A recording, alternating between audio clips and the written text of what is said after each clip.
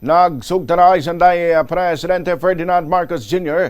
kag South Korean President Lee Jae-myung sa sidelines sang APEC Summit. May kang tanan sa pagpabaskog pa sang relasyon sa runga sang duwa ka pungsod. Suno kay Presidente Marcos, nagpasalig si Lee sa kadayuan sining labi pa nga mapataas kag mapasang kadang level sa ang kooperasyon sa runga sang Pilipinas kag South Korea kadungan man sa pagtambong ni Presidente Marcos sa summit.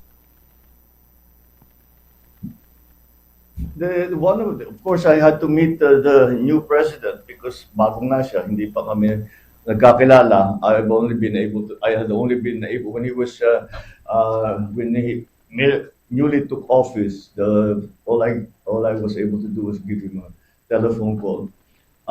And this is the first time I met him was in KL. Pero sandali lang so we made the point that we have a bilateral meeting. Well, in the bilateral meeting, I'm happy to say that the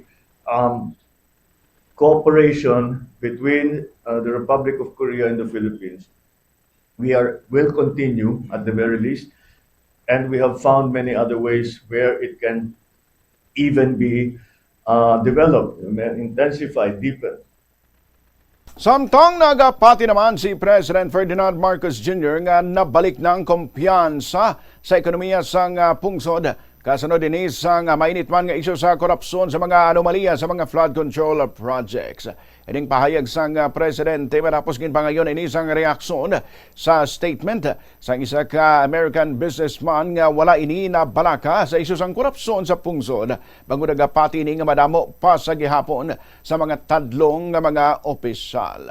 Sunod sa negosante si Salvador Humadang chairman kag CEO sa isa ka dako nga company ang nakabase sa Thailand nga plano sila nga mag-invest diri sa Pilipinas. If we had not exposed it, then they would be saying that there's a problem. Now that we have exposed it, their confidence is stronger in the Philippines. Kasi kahit may ganyan, mukhang talagang inaayos nila. So that's why things have changed. The level of confidence in the Philippine economy and in the Philippine government as the leader and the guider of the economy is restored. All countries have their own problems, but the only problem, especially for investors, is whether or not the government is doing anything about it. If the government were doing nothing about it, I would guess he wouldn't say the same thing.